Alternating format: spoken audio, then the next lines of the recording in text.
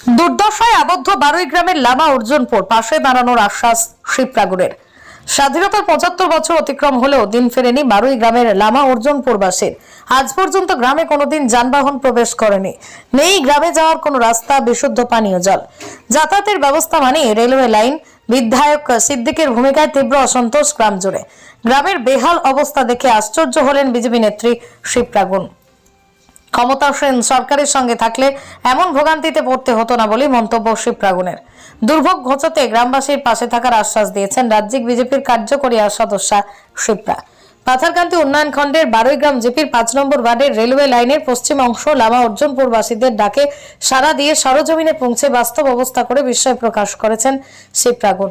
৯০টি পরিবারের প্রায় ৩০০-র অধিক ভোটার ও প্রায় ১২০০-র অধিক জনসংখ্যা গ্রামে থাকলেও নেই কোনো যোগাযোগ ব্যবস্থা ও পানীয় জল। বিজেপি নেত্রীকে কাছে পেয়ে গ্রামের আব্দুল সাত্তার, আব্দুল লতিফ, রকিব উদ্দিন, রাইসুন বিবি, সুফিয়ান আহমেদ, আব্দুল হামিদ, হোসনা বেগম, আব্দুল কাইয়ুম, আলাউদ্দিন, করিমা বিবি, আয়াজ আলী এবং আসমা বেগমরা অভিযোগ করে বলেন, রেললাইন গ্রামটিকে দুটি ভাগে বিভক্ত করেছে। ভোগান্তির মূল এই রেলওয়ে লাইন। কোনো নেতা মন্ত্রী খোঁজ রাখেন না। সিদ্দিক আহমেদ একসময় মন্ত্রী ছিলেন।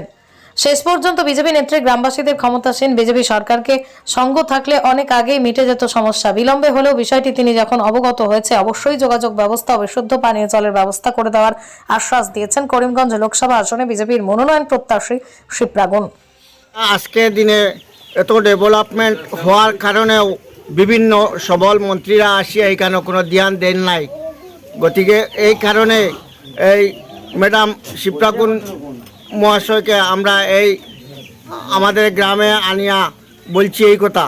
বিজেপি সরকার যদিও তদুপরিও হেমন্ত মহাশয় এবং প্রধানমন্ত্রী নরেন্দ্র মোদী আমরা বিজেপিকে যে আমাদের রাস্তা এবং পানীয় জলের ব্যবস্থা করে দিবে, আমরা এক বাক্যে ৭০ পরিবার ১২০০ ভোটার আছি, এখানেও আমরা ভোট দিয়ে জয়যুক্ত করব।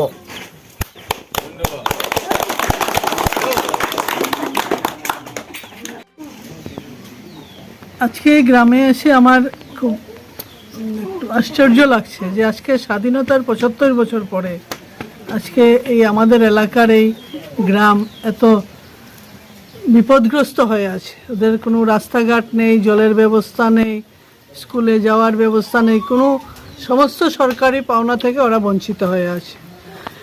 অথচ এখানে প্রভাবশালী মন্ত্রীও ছিলেন এই এলাকায়, ওনার বাড়ির পাশেই।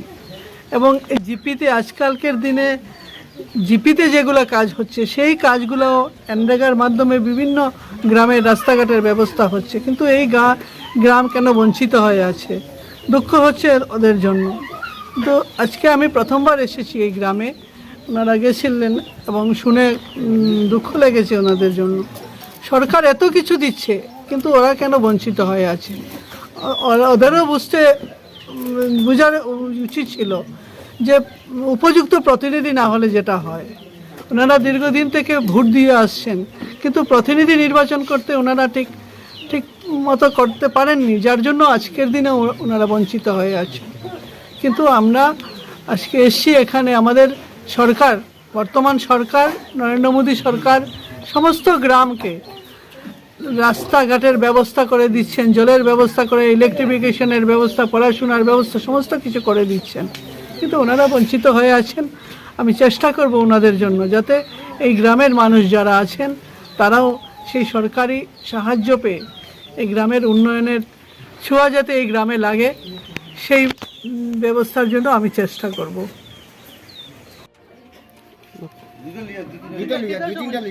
সমস্যা আমরা তো গরিব থেকে আমরা রে খেয়াও আইয়া দেখে না।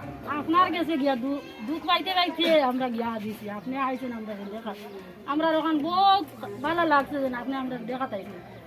আমরা রুটা স্কুলে যাইতে পারি না, মসজিদে যাইতে পারি না, আমরা রাস্তাঘাটে চলাফেরা করতে পারি না, আমরা রেল লাইনে বেরিলাম। এটা কত শত শত ঘটনা বইয়া আসছে। এই রেল লাইনও খামলাইনতে পর্যন্ত ট্রেন লইয়া আগে খাড়া হয়েছে, ট্রেনত গিয়ে মানুষ বাঁচাইছে।